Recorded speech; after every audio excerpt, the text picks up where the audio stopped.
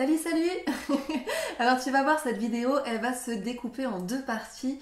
On commence avec un petit peu d'humour, parce que si tu me connais, tu sais que j'aime bien essayer de faire passer des messages un peu sous cette forme-là. Et après, on se retrouve avec un contenu plus dense, où je discute avec mon mari, Nicolas, de ce sujet qu'est la perversion narcissique, puisqu'on a tous les deux vécu des expériences avec des pervers narcissiques. Donc je te mets un petit curseur sur la vidéo si tu veux directement switcher à l'échange. Voilà! Tu sais, au départ, j'avais des étoiles dans les yeux, mais avec le temps, j'ai compris. Il y a en toi un vide intersidéral. Alors, on y met ce qu'on veut, hein, mais globalement, après les étoiles, ce qu'on voit surtout, c'est un trou noir. Un immense trou qui absorbe toute la lumière qui se trouve autour de lui. Alors, mon petit trou, je t'invite cordialement à aller siphonner l'attention et l'énergie de quelqu'un d'autre pour ne pas t'autodétruire, hein, bien que moi et mon empathie, on s'en carre la race, toujours est-il que je te dis bye bye. Oui, tu es nettement supérieur, oui, comme le jambon. Pas découéné en revanche. Alors écoute, je sais bien que tu es un grand génie, incompris, et que c'est toi qui as découvert le vaccin contre le typhus, mais moi tout ce que je vois, c'est un chômeur sans emploi qui pille mes comptes et qui, à défaut d'ouvrir ses compétences, ses chakras et ses qualités humaines, ouvre sa gueule et tire des balles de 12 dans le placo. Oui, c'est une image pour dire que tu fais des dégâts dans mon intérieur. Donc moi, je t'ouvre grand la porte qui mène en dehors de mon existence et je t'invite à l'emprunter avant d'y être poussé par un énorme coup de pied dans le derche. Quoi ? Je suis aussi folle que tes ex! Et je te fais souffrir alors que tu ne me veux que du bien. Attends, bouge pas, regarde ça, regarde bien. Hein. Est-ce que tu l'as? C'est pas très bien imité, oui, j'admets, oui, c'est la mort de Marion Cotillard dans Batman. Oui, ça représente tout le crédit que je donne à ton jeu d'acteur. Mes amis ne sont pas mes amis, je ne les vois pas pour ce qu'ils sont, mais toi tu y vois clair. Bah voyons mon colon! Tu chercherais pas à m'isoler socialement par hasard. Et après tu iras même dire à mes amis que je suis complètement dingue ou bien que je traverse des difficultés et que tu m'aides énormément dans ces épreuves. Non?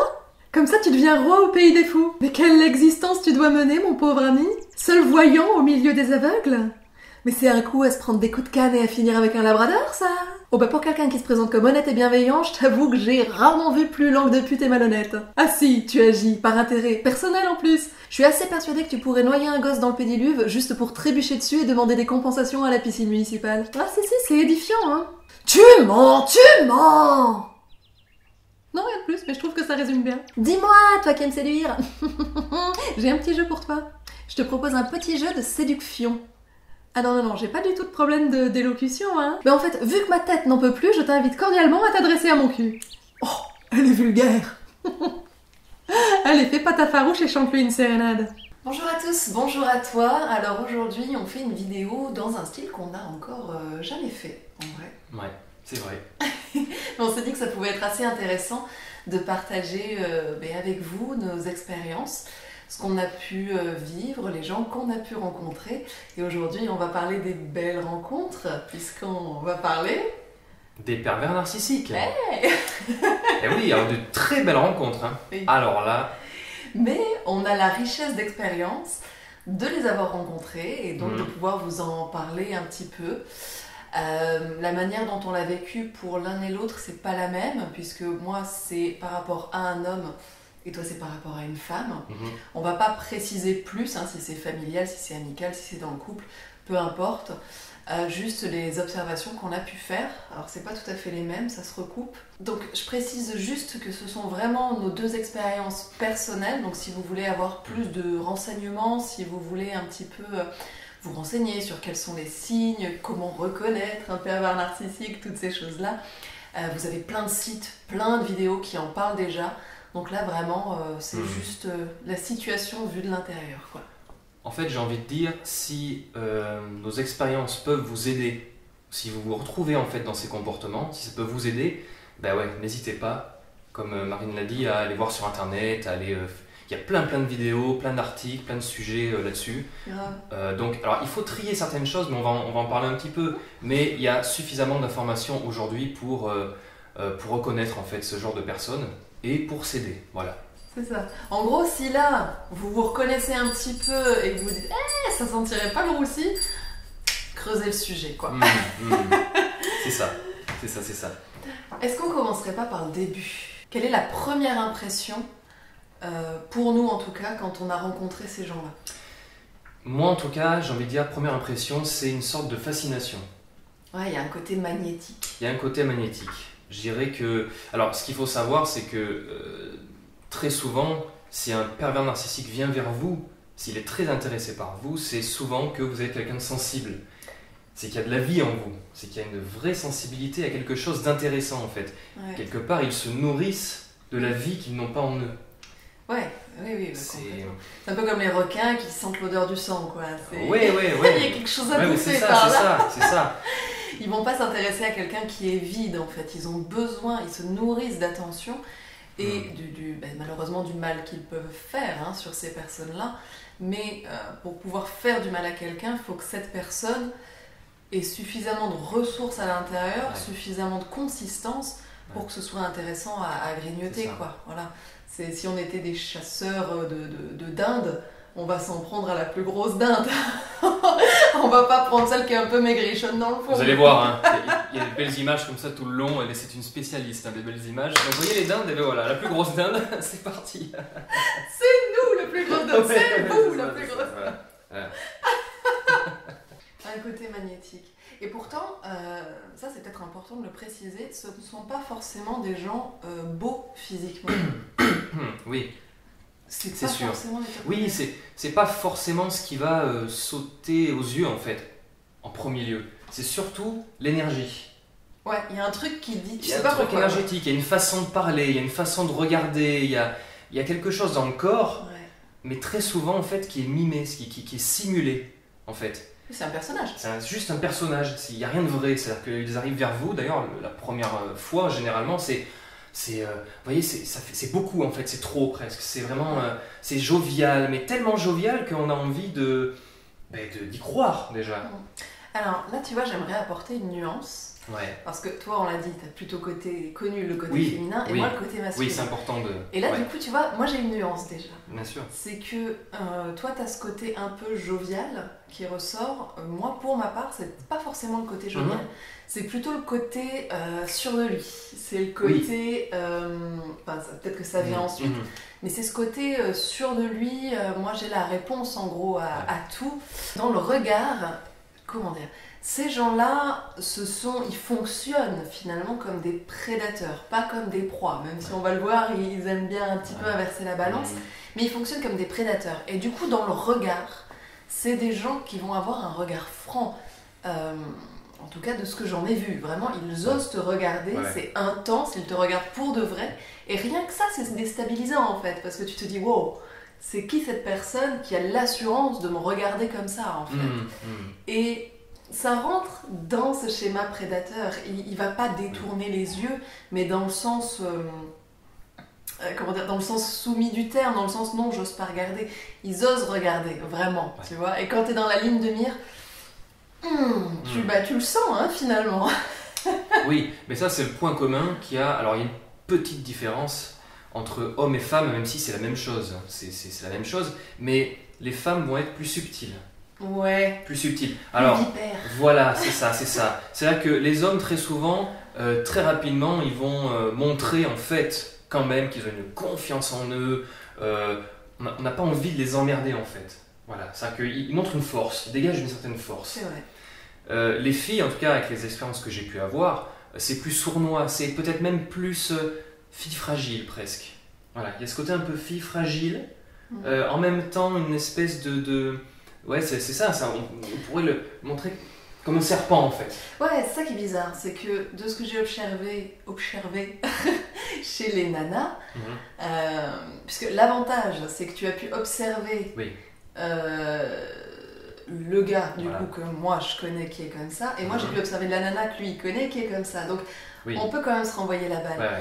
Et ce que j'ai observé, c'est qu'il y a ce côté fragile, mais en même temps avec une grosse confiance, un ego, en fait, il y a un truc, c'est bizarre, c'est hyper paradoxal. Ouais, c'est ça.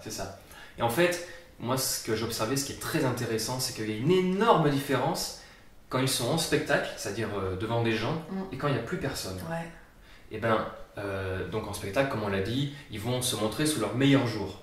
Mais lorsqu'il n'y a plus personne, on peut observer en fait tout à fait l'inverse, un regard vide, un regard froid, une espèce de froideur et un visage vraiment fermé. Vous voyez, comme s'il y avait rien en fait, comme si il y avait rien, du vide. Mais parce que c'est du vide. Mais c'est du vide. Et c'est là qu'on voit leur vrai visage. C'est quand on les surprend, en fait, quand ils sont pas dans le feu de l'action.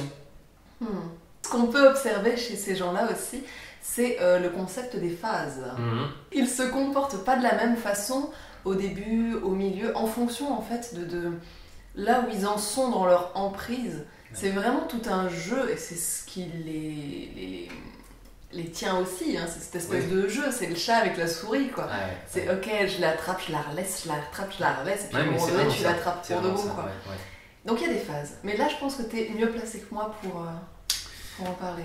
Alors, la première phase, donc, la séduction, nana, on tisse tranquillement sa toile. T'es le plus beau, t'es le plus grand, voilà, t'es le plus fort. C'est ça, le meilleur, je te regarde tout le temps, nanana, je t'envoie des messages quasiment tout le temps pour qu'il y ait une dépendance, en fait, une dépendance affective. En fait, il te fait briller, quoi. Oui, c'est ça, c'est ça. Il te rend... Tu te sens unique, tu te sens incroyable, voilà.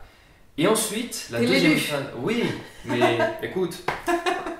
Et il y a la deuxième phase, une deuxième phase qui là est plus sournoise, c'est que tout d'un coup, silence. Silence radio, c'est-à-dire plus de messages. Tu l'appelles, il ne répond pas. Tu ne la vois plus. Pendant plusieurs jours, voire plusieurs semaines, alors pas trop longtemps non plus, mais en fait cette phase-là, elle est là pour tester. C'est le côté j'ai relâché la souris. Voilà, c'est ça. C'est pour voir un peu... en fait, l'objectif c'est que la dépendance marche. Et donc, qu'est-ce qui se passe? Toi, tu as envie de lui envoyer des messages. T'es où? Ça va? Qu'est-ce que j'ai fait? La culpabilité qui arrive. Ouais. Il y a tout ce système-là. En fait, c'est une phase qui est temporaire parce qu'après, elle revient. C'est ça. En fait, là où c'est tordu, là où c'est pervers aussi là-dedans, c'est que dans cette phase-là, t'es face à toi-même. Ouais. Et donc, tu lui en veux pas, c'est là que c'est terrible, tu ne lui en veux pas à lui ou à elle, tu t'en veux à toi, tu te remets en question toi, puisque lui, il est si merveilleux, si parfait, et toi, soi-disant, t'étais quelqu'un de si bien, bah ça se trouve, il a finalement vu quelque chose chez toi, parce qu'ils sont très doués, soi-disant, pour voir les gens, hein. Il connaît mieux tes amis que toi-même, il connaît mieux, il a une vision absolument extraordinaire des gens qui t'entourent, hein. On peut en reparler de ça aussi. Donc, il a peut-être vu quelque chose en toi qui était pas bien et tu t'en veux et tu te sens coupable. Ouais. Et donc, en fait, c'est toi le problème. C'est pas lui qui est parti, c'est toi qui as un problème. Tout leur souci, tout leur mal-être, tout qui est profond, eh ben, ils le projettent à l'autre. Voilà. C'est jamais de leur faute. Jamais de leur faute. Sauf si vraiment ils sont dans la merde. Voilà. Ça, s'ils se font prendre, s'ils sont en justice, ou alors si vraiment on menace de les quitter. Et là, ils sentent que ça sent le roussi, là. Bon, là, pendant un temps, excuse-moi, mais ça sera jamais des excuses. C'est pas des vraies. C'est pas des vraies excuses. C'est pour vraiment tenir leur proie. En tout cas, pour eux, en tout cas, c'est leur vision des choses. C'est toujours ce truc-là. Je relâche, je resserre, je relâche, je resserre. Voilà, c'est ça. Et plus ils peuvent serrer, plus ils serrent, en fait, fondamentalement. Hein. Le relâchement, il n'intervient que pour mieux serrer. Enfin, c'est hyper tordu. C'est vraiment ce truc que je suis en train de t'étrangler. Ça va un peu trop vite, vas-y, attends, je te laisse un peu d'oxygène et on y retourne. Quoi. Ouais. Et du coup, j'en viens à la troisième phase que j'ai pu observer. Après ce long moment de silence, tout d'un coup, hop, ils reviennent. Mais là, c'est encore pire parce qu'on a eu le temps de cogiter. On a eu le temps de se sentir coupable, de dire mais quand même, qu'est-ce que j'ai fait? Est-ce que j'ai fait quelque chose de mal? Il ou elle est où? Et lorsqu'ils reviennent, très souvent, là, ça y est, la violence psychologique commence à entrer en jeu. Par exemple, je donne des exemples, mais ah quand même, t'es pas autonome, oh là, tu peux vraiment rien faire sans moi. Ou alors, que des phrases assassines comme ça, subtiles, qui progressivement, en fait, prennent de l'ampleur. Voilà. Qui prennent de l'ampleur et qui sont quand même contrebalancées à juste dose pour maintenir la dépendance. C'est ça, c'est vraiment une dose bien, j'ai pas le mot. Bah, en gros, c'est je te donne une claque et je te fais un bisou, quoi. C'est vas-y, je te fouille une tatane et je fais un bisou magique dessus parce que t'as besoin de moi pour guérir de la tatane que je viens de te mettre, en fait. Hein. Enfin, c'est très très subtil et pervers de toute façon. Voilà. Donc voilà, ces trois phases-là. Et après peut venir la phase violence physique. Donc là, ça peut. C'est pas obligé, mais ça peut arriver, bien évidemment. Voilà. Et de toute façon, la violence psychologique fait autant de dégâts, si ce n'est parfois mieux plus. Ça... Alors attention, je ne veux pas du tout dire voilà, la violence physique est un fléau et que bien entendu, il ne faut pas aller dans ces travers-là. Mais la violence psychologique, à l'heure actuelle, est encore hyper mal entendue finalement. Hein. Elle est peu prises au sérieux, ça commence. Mais un homme, par exemple, notamment une femme qui aurait une emprise sur un homme, les hommes qui sont dans ces situations-là sont très mal compris. On lui dit juste barre-toi, ou t'es un homme, tu vas pas te laisser marcher sur les pieds par une femme. Eh oui, sauf que l'emprise psychologique, c'est ce que c'est, quoi. Donc à partir du moment où le piège est refermé, tu peux t'en tirer. Mais ça demande des ressources, et des ressources desquelles on t'a privé plus ou moins, ou en tout cas on t'a fait croire que tu les avais pas, parce que t'es devenu dépendant d'une personne. Et que la personne qui soi-disant vient te sauver, c'est celle dont tu veux te séparer finalement. Donc c'est te tirer une balle dans le pied au final. Complètement, ça c'est sûr. Mais il y a aussi parce que souvent, c'est vrai qu'aujourd'hui, on dit pervers narcissique partout. Voilà. Je pense qu'il faut faire attention aussi. C'est pas parce qu'une personne a un comportement un petit peu suspect, ou alors quelqu'un qui balance, soi-disant, ses 4 vérités, quelqu'un qui est franc. Ça ne veut pas dire que ce sont des pervers narcissiques non plus. Je pense qu'il faut aussi, faut pas crier au scandale, crier au pervers narcissique en fait dès le premier truc, quoi, le premier élément. Je pense qu'on peut souvent crier au con. Oui. Alors ça, crier au con, c'est un autre sujet. Voilà, tous les cons ne sont pas des pervers narcissiques. Non. Par contre, tous les pervers narcissiques sont des cons. Sachez-le. Ça, c'est un beau slogan, ça. Oui. Et alors, sachant qu'en général, alors je sais pas ce que tu en penses, mais les pervers narcissiques ne savent pas forcément qu'ils le sont. Non. Voilà, ils ne savent pas forcément qu'ils le sont, mais du coup, je vais vexer personne, tu vois. Si je dis, tous les pervers narcissiques sont cons, il y en a pas un qui va dire, c'est quand même franchement dégueulasse ce que t'es en train de dire. En revanche, lorsqu'ils sont courants qu'ils le sont, je suis pas sûre que ça change grand-chose. Ça changera pas grand-chose, mais ça peut les énerver aussi, parce que là, ils se sentent particulièrement vulnérables. Ah, puis t'es dans une case. Et ouais, donc là, c'est jamais très très bon. De toute façon, il vaut jamais mieux se confronter à un pervers narcissique en lui disant « tu es un pervers narcissique ». Je suis pas sûre que ça aboutisse en vrai. Non, ce genre ça va faire que renforcer le truc. De toute façon, ils ne peuvent pas assumer qui ils sont. De toute façon, il n'y a pas d'empathie. C'est pas possible, il n'y a pas d'empathie, voilà. Mais il n'y en a pas pour les autres, mais il n'y en a pas pour eux-mêmes. Oui, ça n'existe pas.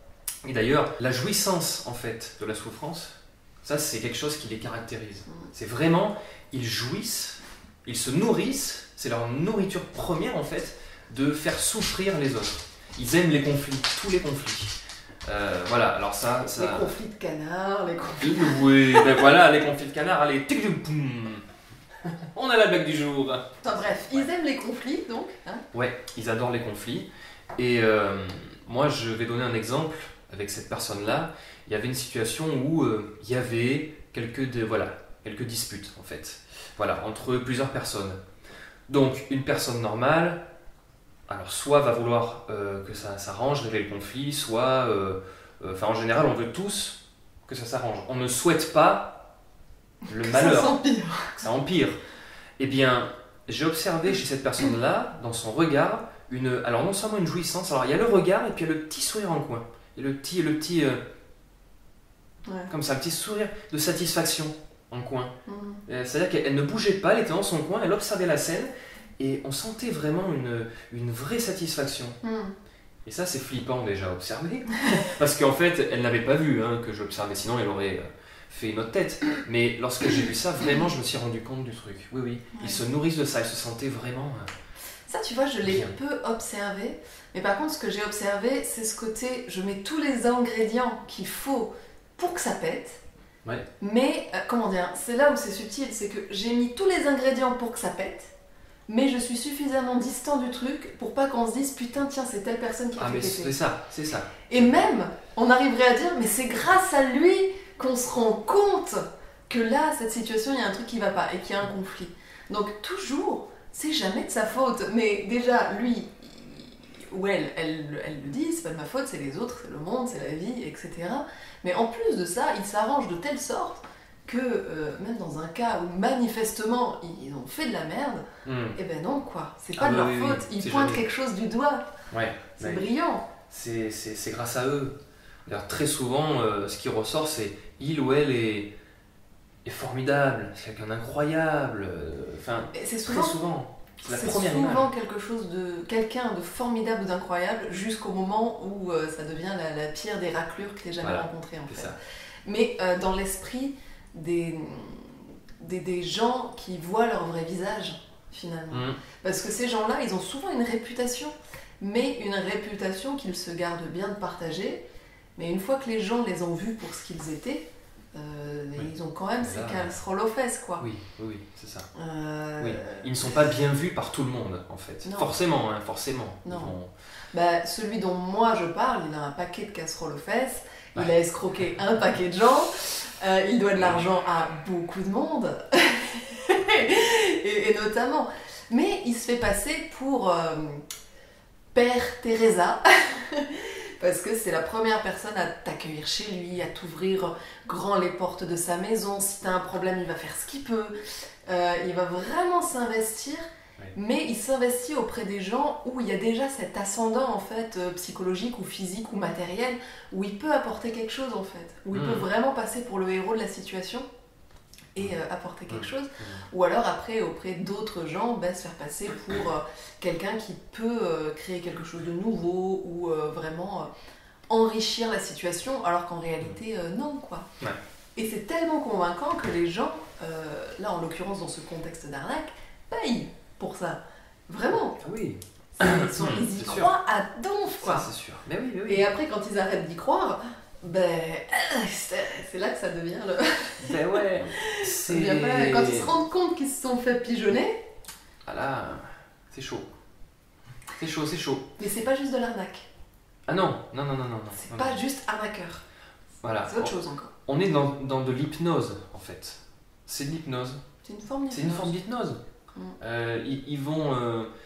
Ils sont très forts pour regarder les failles des gens et ils vont taper là où ça fait mal. Donc ils vont vous endormir, entre guillemets, et puis le moment où vous vous réveillez, vous dites « Oh putain !» Ils ont une super bonne lecture. Très bonne lecture, Ils ont une bonne lecture, mais en fait, ils ne sont pas embrumés. Heureusement qu'on est embrumé quelque part par les émotions. Parce qu'ils n'ont pas l'empathie. Donc en fait, quand ils regardent quelqu'un, ils peuvent vraiment lire les failles, les machins, les trucs mûches. Ok, là je peux m'engouffrer, ok, là ça passe. Ils testent aussi, d'ailleurs. Oui. Je vais sur ce terrain, ça passe, ça passe. Voilà. Ça passe pas, je vais faire le tour. Ils testent les limites, de toute façon. Mais après, alors physiquement, dans le physique, j'ai remarqué 2-3 choses, en fait. Soit ils peuvent vous prendre de haut, c'est-à-dire le menton légèrement... la tête vers l'arrière comme ça, je sais qui tu parles. Voilà, comme ça. Je l'ai celui-là. Comme ça, avec les sourcils et qui froncent un peu comme ça là. Ou non, alors, c'est ça, voilà, c'est pas ce que je parle. Ou alors un peu l'inverse, c'est-à-dire le côté regard perçant et le front en avant un peu, vraiment comme ça. Voilà. C'est toujours dans le regard. C'est dans le regard, c'est intense. Voilà. Il montre très facilement du doigt aussi. Moi, je sais que très souvent, il montre souvent du doigt. Attends, j'essaye de viser, mais j'arrive pas. Elle est alors l'oreille. ça, c'est nul, c'est bien visé. Là, tu m'as mis le doigt dans l'oreille. J'arrive plus. Non, mais voilà, il montre aussi très souvent du doigt. C'est lui. Bah oui, parce que c'est lui. C'est pas lui. Voilà. C'est pas lui, c'est lui.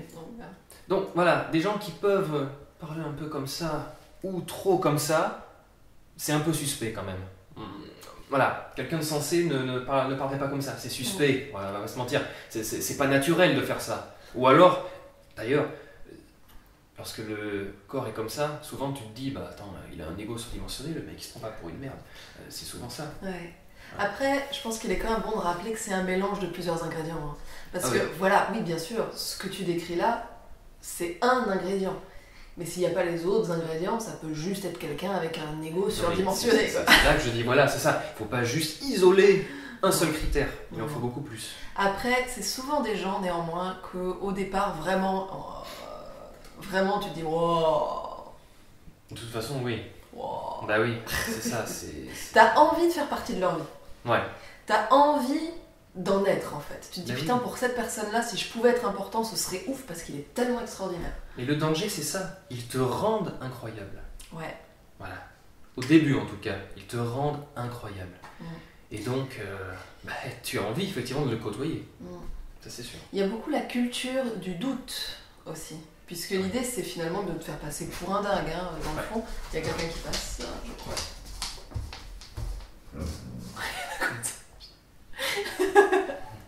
Dis donc, concierge. Le but, c'est quand même un petit peu de te faire passer pour un dingue. En fait, l'idée, c'est que toi, tu te dises, putain, j'ai un problème. C'est pas lui le problème. Il me montre que j'ai un problème, en fait. Oh, mais quelle personne extraordinaire qui met en lumière tout ce qui va pas chez moi. C'est fou. Ouais, c'est ça. Et très souvent, c'est t'es vraiment un enfoiré. Non, mais je dis ça pour rigoler, t'inquiète pas, je t'aime. Vous voyez, c'est vraiment ces deux extrêmes. Et au bout d'un moment, vous savez plus quoi penser. Vous savez plus où vous en êtes. C'est ça, ils veulent mettre le doute dans votre esprit. Mais c'est vraiment tatane, bisous, tatane, bisous. Ouais. Oui, mais ça, c'est extrêmement destructeur. Vous perdez confiance. Un autre truc qui est déstabilisant aussi, c'est que souvent, par rapport à nos proches, ce sont des personnes qui passent bien. Alors au départ, en tout cas. C'est-à-dire que s'il nous venait à l'esprit de nous plaindre ou de dire « Ah, il y a quand même ça, ils passent tellement bien en société qu'on nous dit « Mais non, mais quand même, mais ça peut pas être lui. Oui, moi, ce que tu nous dis, ça lui ressemble pas du tout. Oui. Mais non, pas du tout. Non, tu te fais des idées. Hein. Et du coup, ça cultive ce truc de la folie. C'est et vrai. puis après, aussi, s'il a été ou elle a été un petit peu trop loin et qu'il t'a vraiment raconté des cracks, si à un moment donné tu le confrontes et tu lui dis bah tu as dit ça, il va dire mais j'ai jamais dit ça. Mais oui. Mais où est-ce que. Mais j'ai jamais dit une chose pareille, mais enfin, ma pauvre enfant, mais tu es dingue. Mais oui. Non, mais ces gens-là, ils sont souvent très doués dans tout ce qui est juridique. Voilà, ils sont au courant des lois. Ah ouais? Ouais. Bah oui. Ah ouais. On parlait des amis, de la famille. Il y a aussi ce grand truc d'isolement social.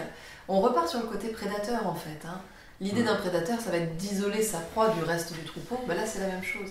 C'est-à-dire que cette personne qui passe globalement bien avec vos amis, votre famille, alors pas toujours, mais de toute façon, si ça passe pas, c'est pas de sa faute. Hein.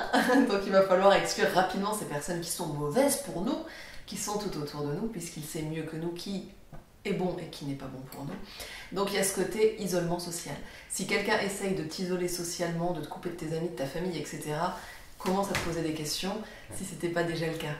Parce que tous ces gens-là autour de nous sont susceptibles à un moment donné de nous faire ouvrir les yeux. Et là l'idée, c'est de les fermer les yeux, c'est surtout pas de les ouvrir. Oui.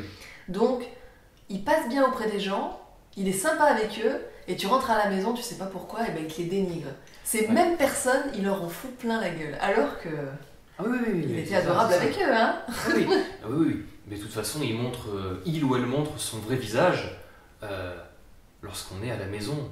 Voilà, tout simplement. Lorsqu'on n'est plus que... Ou à deux. À deux. En tout cas, à deux. Voilà, tout simplement. Et il y a un truc qui est assez dingue, c'est que petit à petit, tranquillement, en fait, ils vont vous isoler. Voilà. C'est vraiment incroyable ce truc-là, c'est que vous le voyez même pas venir. En fait, ils vont commencer à critiquer la famille, les amis proches, même après les connaissances, enfin tout le monde, toute personne qui peut avoir une influence sur vous. Oui, puis le monde entier peut devenir un danger aussi. On peut aller jusque-là, oui, voilà, c'est ça. Ça peut aller très loin. Hein. Tu as absolument besoin de moi en fait. Sans moi, tu ne peux pas vivre. Voilà. Et il y a des phrases qu'on entend comme ça. Il y a de ça. Et bien sûr, dans le cercle d'amis, dans la famille, il peut y avoir une ou deux personnes qui se rendent compte du truc. Et là où c'est ouf, c'est que cette personne-là, elle vient, elle te dit ça, elle te dit ce qu'elle observe, elle te dit que c'est pas bon pour toi, elle te dit mais vas-y, mais barre-toi, ouvre les yeux. Et juste toi qui es dans ton truc, tu te dis mais je peux pas, c'est pas possible, tu me dis des bêtises. Et à la limite, on va même virer cette personne qui nous alerte en fait, on brûle le porteur d'alerte et on regarde pas ce que nous dit l'alerte véritablement en fait. C'est ouf, c'est tous ceux qui sonnent la cloche, ils se font évincer. Et c'est vrai que parfois, quand on est autour et qu'on observe le truc, il vaut mieux, à la limite, la mettre un peu en veilleuse, mais rester dans le tableau pour que justement l'isolement social ne se fasse pas complètement et que cette personne-là est quand même encore une personne ressource, plutôt que de l'ouvrir et de se faire évincer. Parce qu'à partir du moment où tu commences à l'ouvrir, tu te fais sortir proprement. Hein. Enfin, proprement, pas toujours, mais tu te fais sortir en tout cas. Sortir, oui. Et pourquoi est-ce que... Parce qu'on pourrait se dire, mais si tu vois ça, barre-toi. C'est ce que pas mal de gens peuvent se dire. Très souvent, il y a des jugements qui arrivent là-dessus. Non mais attends, qu'est-ce qu'il fait ou elle fait encore avec cette personne-là? Enfin, franchement, moi je serais à sa place, ça aurait pas duré longtemps. En fait, on peut pas déjà se mettre à la place de l'autre, on n'a pas même vécu, les mêmes conditionnements, etc. On peut pas savoir. Ça, c'est pas possible. On peut pas se dire, tiens, moi j'aurais fait ça. Ouais, c'est facile de dire ça avec du recul. Mais c'est plus subtil que ça. C'est-à-dire qu'il y a un travail psychologique qui se fait, et plus le temps passe, plus c'est difficile de s'en libérer, en fait. Parce que le travail psychologique, il s'opère de plus en plus. Il faut beaucoup de courage pour s'en sortir. C'est pour ça que beaucoup de gens ne s'en sortent pas, ou alors s'en vont et reviennent un mois après. Voilà. Ça a été quoi, toi, ton déclic qui t'est dit, ok, cette personne, elle sort de ma vie? Le déclic, ça a été quand vraiment je me voyais dans le miroir. Ça paraît bête, mais je me voyais dans le miroir. J'étais blanc, j'avais perdu, je sais pas, les expressions de mon visage n'étaient pas les mêmes. Et puis cette personne-là m'a isolé, en fait. M'a isolé, voilà. Et au final, mes amis de l'époque, même ma famille, commençaient à me dire « Oh, t'as changé, il y a quelque chose en toi qui change, donc c'est toi, il faut que tu te bouges. » Certains... Il lui donnait raison, en fait. Oui, c'est ça, il donnait raison. Et même certains amis m'en voulaient à l'époque et sont même sortis de ma vie. Donc au bout d'un moment, en fait, ils sentaient qu'il y avait quelque chose d'incohérent. Ils ne pouvaient pas se douter un seul instant que c'était cette personne-là en fait qui pouvait faire ce travail psychologique sur moi. Donc moi, ça me rendait particulièrement malheureux. Donc c'est vrai qu'à un moment, il y a eu une frontière en fait. Il y a eu un choix qui s'était opéré en moi. C'est soit je continue là-dedans et ça va vraiment mal finir, soit je dis stop. Mais c'est un vrai stop en fait qu'il faut là. C'est pas un petit stop. C'est pas un bon allez, j'arrête. Oh allez, finalement il ou elle a raison. Allez, j'y reviens. Ça c'est pire que tout. Pire que tout. Bah, c'est toujours la souris, j'attrape. Et ils essaient parce que lorsque c'était fini, c'était très dur déjà. C'était très dur. Le chantage affectif, d'abord je t'aime, ensuite ouais tu feras rien sans moi, de toute façon tu feras quoi, enfin il y a plusieurs phases aussi là pour essayer de te récupérer. Mais il faut tenir. L'idée c'est de se dire tenir et à un moment donné en fait cette personne là va lâcher. Oui, quand vraiment va commencer à lâcher. Pareil, Voilà, c'est ça. C'est du courage, c'est beaucoup de courage. Mais c'est possible. Ouais. Moi je pense que ce qui m'a vraiment mis la puce à l'oreille, c'est une personne dont je me suis toujours méfiée, pour le coup, moi pour ma part. Il y a quand même toujours eu un recul en moi, même si c'est quand même un proche pour ma part. Donc voilà, tu prends le recul que tu peux prendre. Mais là où j'ai vraiment mis un vrai recul, c'est quand j'ai vu l'importance de l'incohérence dans les propos. Puisque moi, j'ai eu vraiment aussi le chantage affectif sur soi-disant une maladie incurable, tu vois, il me reste 6 mois à vivre, ça fait 10 ans, hein, donc pour la maladie incurable avec 6 mois à vivre, il se porte plutôt pas mal finalement. Mais il y a ça, il y avait des paroles absolument terribles par rapport à ma famille, essayer de mettre le doute sur des tas de choses. Je pense sincèrement qu'il y a de quoi pas devenir quelqu'un de bien en fait, si t'écoutes tout ça. Donc ouais, je me suis plutôt sentie en danger, je pense. C'est vraiment plus le danger. Et pour quelqu'un comme moi qui suis ultra sensible aussi, il y a des terrains sur lesquels je peux pas m'aventurer ou je ne veux pas m'aventurer. Et il faut juste mettre de la distance avec des gens qui se nourriraient de ça, quoi, finalement. Donc je pense que ce qui m'a un peu sauvée, c'est quand même de pouvoir observer la plupart de ma vie de loin. J'avais quand même ce recul-là et suffisamment de recul pour pouvoir observer et pas juste vivre et subir dedans, quoi. Oui. Mais Puis bon, quand on est deux, en fait, on peut se rendre compte. S'il y en a un qui commence à... Voilà. Bon, bien sûr, je ne sais pas qui c'est, mais pour l'avoir entendu, en tout cas au téléphone... Ah oui, toi? Ouais, oui. Ah, le mien? Oui. Pour l'avoir entendu au téléphone... ce qui est vraiment dingue, c'est que moi, de mon point de vue, je me suis dit, mais c'est complètement dingue. C'est-à-dire qu'on passe d'une émotion à une autre, mais instantanément. Ouais. Un visage qui change, mais instantanément. Voilà. Tu passes des larmes à la culpabilisation. Voilà. Un espèce de truc comme ça, machin, nana. Un coup comme ça, voilà, pas de problème, nana. Donc, en fait, quand on est de l'extérieur, on peut dire, mais c'est un fou. C'est vraiment un fou. C'est de la folie, quoi. Mais en même temps, c'est de la folie. Non, il teste. Il teste. Ce terrain-là, ça fonctionne. Ce terrain-là, ça fonctionne pas. Voilà. Enfin bref. Ouais. Est-ce que tu veux ajouter quelque chose? Écoute, là comme ça, non, je pense qu'on a bien fait le tour. Mais bon, si jamais ça peut être utile à ceux qui regardent la vidéo, tant mieux. C'est ça aussi le but. Mais renseignez-vous, parce que là, voilà, on parle un petit peu de tout ça. On fait un pêle-mêle de plein de choses. Juste vous dire, voilà, c'est pas normal. Si quelqu'un est contradictoire avec vous, vous encense et finalement après vous, pour mieux vous casser derrière et recommence à vous encenser pour mieux vous casser. Je veux dire, quand t'as un vase, tu le jettes par terre, c'est pas pour le recoller et le rejeter par terre, c'est pas normal. S'il vous isole socialement, c'est pas normal. Si tout le monde a un problème sauf lui ou elle, c'est pas normal. Tout ça, c'est pas normal. Et s'il apparaît vraiment comme un dieu ou une déesse vivante dans votre vie qui va vous sauver de tout, c'est pas normal non plus. C'est ça.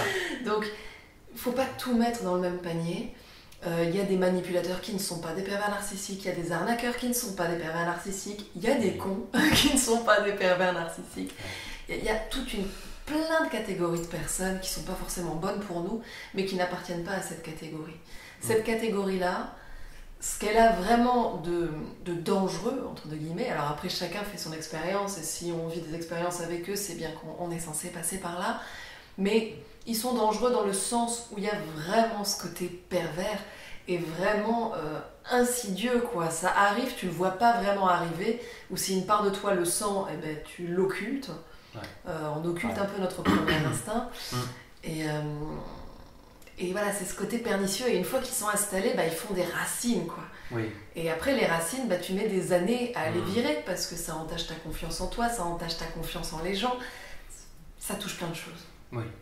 Et j'aimerais dire aussi un truc, c'est qu'il y a beaucoup de beauté qui peut se mettre en place ensuite. C'est-à-dire qu'en fait, c'est lié tout ça à un manque de confiance, hein, que vous avez le choix. Vous avez le choix des personnes que vous pouvez décider que cette personne rentre dans votre vie ou pas.